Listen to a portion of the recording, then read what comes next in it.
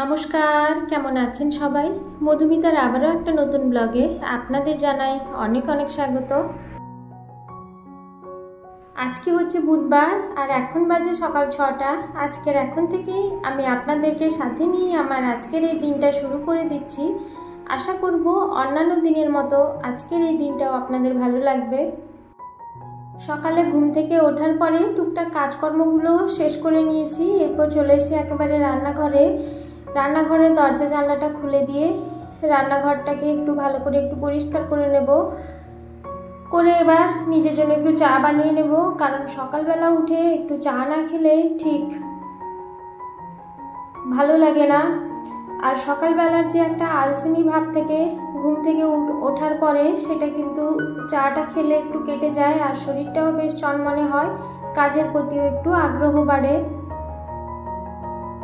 যে কোনো কাজ করতে গেলে কিন্তু মনোযোগ আগ্রহ দুটোই খুব দরকার, কারণ এই দুটো জিনিস যদি না থাকে তাহলে কিন্তু কোনো কাজই সফলভাবে শেষ করা যাবে না। সেই জন্য যে কোনো কাজে যাওয়ার আগে নিজেকে মন থেকে ঠিক করে নিতে হবে, তারপরে সমস্ত কাজে হাত দেওয়া উচিত। কারণ নিজে ভালো থাকলে দেখবেন চারিপাশের জগৎটাও খুব ভালো আছে, আর নিজের মন মানসিকতা যদি ভালো থাকে তাহলে সমস্ত খারাপকেও সেটাকেও ভালো বলে মনে হবে, কিংবা সমস্ত নেগেটিভ চিন্তাভাবনা মাথা থেকে দূর হয়ে পজিটিভ চিন্তাভাবনা তৈরি হবে।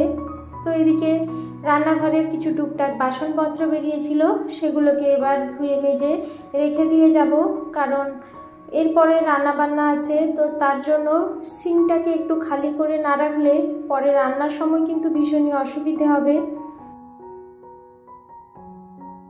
আর আমাদের মতো যারা গৃহবধূ তাদের কিন্তু প্রত্যেক দিনের কাজকর্ম প্রায় একই। তো সেই কাজকর্মগুলো প্রত্যেক দিন একই দেখতে দেখতে আপনাদের হয়তো বোর লেগেও যেতে পারে, কিন্তু আমাদের কিন্তু এই কাজগুলো করতে একটুও বোর লাগে না, কারণ এগুলো একটা প্রত্যেক দিনের রুটিন মাফিক অভ্যেসে পরিণত হয়েছে। আর এই কাজগুলো করতে করতে এমন একটা অভ্যেসে পরিণত হয়েছে যে কাজগুলো করতে তেমন কোনো অসুবিধেও হয় না, আর সময়ও খুব কম লাগে। কারণ আগে যে কাজটা করতে হয়তো আধ ঘন্টা টাইম লাগতো, এখন সেটা 15 মিনিটেও শেষ করে ফেলতে পারি। সেটা নিজের থেকে আগে মাইন্ডে সেট করে নিই কীভাবে করব, কখন করব, তাহলে কিন্তু দেখেছি কাজটা খুব সুন্দরভাবে শেষ করা যায়। এরপরে একটু হাত মুখটা ধুয়ে নিচ্ছি, কারণ প্রচণ্ড গরমের মধ্যে যদি একটু হাত মুখটা না ধুয়ে নিই বারে বারে তাহলে কিন্তু ভীষণই গরম লাগে, আর গায়ে হাতে মুখে তো ভীষণ পরিমাণে র্যাশ বেরিয়েই গেছে। কিছু করার নেই, সারাদিনে 2-3 বার স্নান করলেও সেদিকে দেখছি গা হাত পা ব্যথা হয়। তারপরেও করে নিই, কারণ ওই রকম ঘাম অবস্থায় থাকতে কিন্তু ভীষণই খারাপ লাগে। তো এদিকে নিজেকে একটু ফ্রেশ করে বেসিনটা একটু পরিষ্কার করে নিলাম। যখনই যেটা দেখি ধুলোবালি নোংরা হয়ে আছে সেটাকে তখনই পরিষ্কার করে নেওয়ার চেষ্টা করি। আর দেখেছি যেসব জিনিসপত্র পরের জন্য রেখে দিই সেগুলো কিন্তু পরেই থাকে, সহজে কিন্তু সেগুলোতে আর হাত দেওয়া হয় না। এবার ঘরের দরজা জানলাগুলো খুলে ঘর দোর ভালো করে একেবারে ঝাড় দিয়ে নেব। আসলে এই প্রচণ্ড গরমের মধ্যে কাজকর্মগুলো করতে কিন্তু ভীষণই কষ্ট হয়, তবুও কিছু করার নেই, করতে তো হবেই। একটু রেস্ট নিয়ে তারপরে শুরু করি। যখন ঝাড়টা দিয়ে এসে প্রচণ্ড গরম লাগলে একটু ফ্যানের তলায় বসে জল খেয়ে নিই, তারপরে হয়তো ঘরটা মুছি। এভাবেই কাজকর্মগুলো স্টেপ বাই স্টেপ করতে থাকি।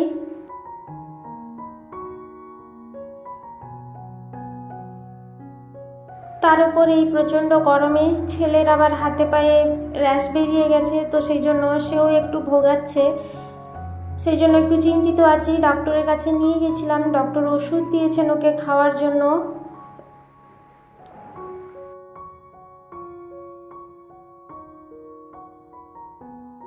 আসলে দেখবেন নিজের শরীর খারাপের থেকে যদি বাড়ির বাচ্চার শরীর অসুস্থ হয় তাহলে কিন্তু মায়েদের খুবই সমস্যা হয়, কারণ বাচ্চার শরীর অসুস্থ হলে তো সারাক্ষণই মায়ের কাছেই থাকতে চায়, তখন মাকে ভীষণই সমস্যায় পড়তে হয়।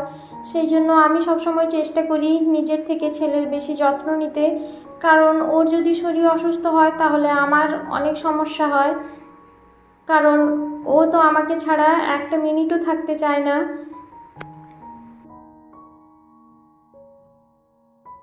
এদিকে ঘর দোরটা ঝাড় দেওয়া হয়ে গেছে, ঘরটা একটু পরে মুছবো কারণ প্রচণ্ড গরম লাগছে। তো এখন হালকা হালকা যে কাজকর্মগুলো আছে ওগুলো আগে শেষ করে নেব। সকালে যে বাসনগুলো ধুয়ে গামলার মধ্যে উপর করতে দিয়ে গেছিলাম ওগুলো জল ঝরে গেছে, এবার ওগুলোকে বাসন রাখার র্যাকে সুন্দর করে গুছিয়ে রেখে দেব, যাতে সহজে হাতের কাছে দরকারের সময় খুঁজে পেয়ে যায়। আর সমস্ত জিনিসপত্র গোছানো সাজানো হয়ে থাকলে দেখতেও বেশ ভালো লাগে, আর কাজের ক্ষেত্রেও খুবই সুবিধা হয়। সমস্ত জিনিসপত্র যদি এলোমেলো ছড়িয়ে ছিটিয়ে রাখা হয়, জিনিসগুলো যেমন দরকারের সময় খুঁজেও পাওয়া যায় না, সেরকম কাজের ক্ষেত্রে অনেকটাই অসুবিধে হয়।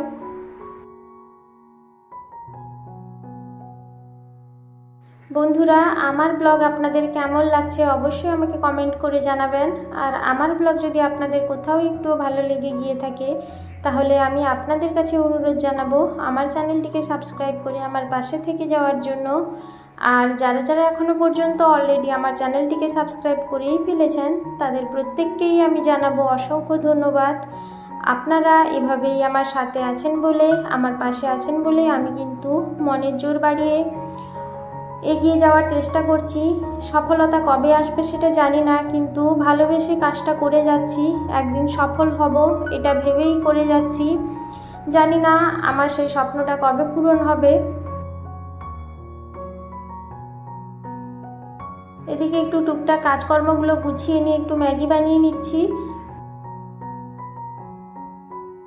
সকালে দুধ আর চকস খেতে দিয়ে দিয়েছি, আর আমি একটু ম্যাগি খাবো। আজকে একটু জানি না সকালবেলা ম্যাগি খেতে ইচ্ছে করলো, তো সেই জন্য হালকা একটু খাবার খেয়ে তারপরে জামা কাপড়গুলো সকালে উঠেই ভিজিয়ে দিয়েছিলাম, ওগুলোকে ধুয়ে নিয়ে চলে এসেছি। এবার ছাদে শুকোতে দিয়ে দেবো, কারণ আরও বেলা বাড়লে প্রচণ্ড রোদ হবে, তখন কিন্তু ছাদে এসে এই জামা কাপড় শুকোতে দেওয়া যেন মনে হবে যে গরম উনুনের মধ্যে কেউ যেন ঢুকিয়ে দিয়েছে, ওরকম একটা অবস্থা হয় আর কি। সেই জন্য সকাল সকাল যখন হালকা একটু রোদ থাকে তখনই জামা কাপড়গুলো শুকিয়ে দিই, তারপরে দেখি ঝট করে শুকিয়েও যায়। এতে একটা সুবিধা হয়, জামা কাপড়গুলো কিন্তু কালার একেবারে ডিসকালার হয় না, নাহলে ওই প্রখর রোদের মধ্যে থাকলে জামা কাপড়গুলো একেবারে রং উঠে পুরো সাদা হয়ে যায়।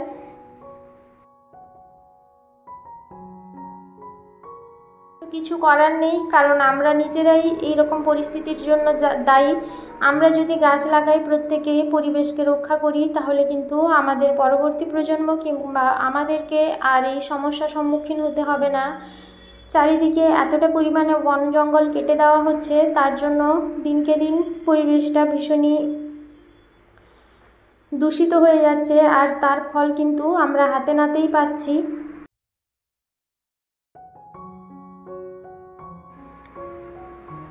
এইভাবেই সারাদিন এই প্রচণ্ড গরমের মধ্যে কাজকর্মগুলো শেষ করে নেওয়ার চেষ্টা করি। তার উপর বাড়ির কিছু এক্সট্রা কাজও থাকে, সেগুলো করে নিই।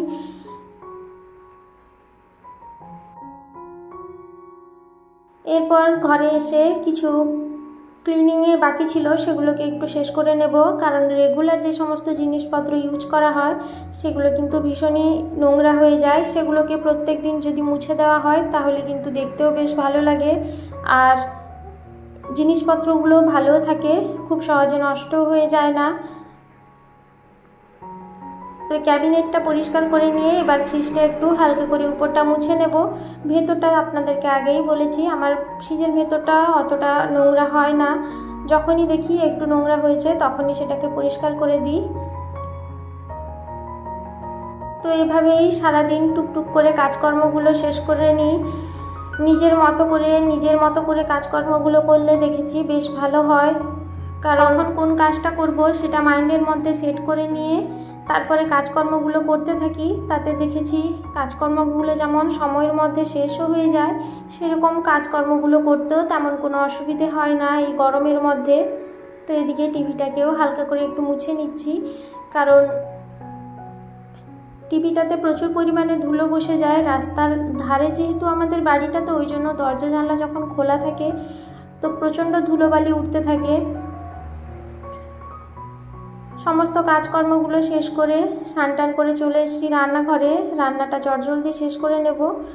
তারপরে আবারও কিছু সারাদিনের কাজকর্ম তো থাকেই, কারণ একটা সংসারে সারাদিনে এত কাজকর্ম থাকে, সবগুলো আপনাদের সামনে তুলে ধরা সম্ভব হয় না। কিছু কিছু কাজ একান্তই নিজস্ব থাকে, যেগুলো নিজের মতো করে নেওয়ার চেষ্টা করি। তাহলে বন্ধুরা, আজকের মতো আমি আমার ব্লগটা এখানেই শেষ করছি। আপনাদের সঙ্গে দেখা হবে আবারও একটা নতুন ব্লগ নিয়ে। ততক্ষণে সবাই ভালো থাকবেন, সুস্থ থাকবেন, সাবধানে থাকবেন। আবারও সবাইকে জানাবো অসংখ্য ধন্যবাদ এতক্ষণ অবধি আমার ভিডিওর সাথে থাকার জন্য এবং আমাকে সাপোর্ট করার জন্য।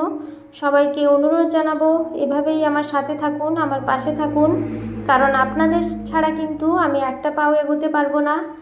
তাহলে বন্ধুরা, দেখা হচ্ছে আপনাদের সঙ্গে নেক্সট ব্লগে। সবাইকে জানাবো ধন্যবাদ।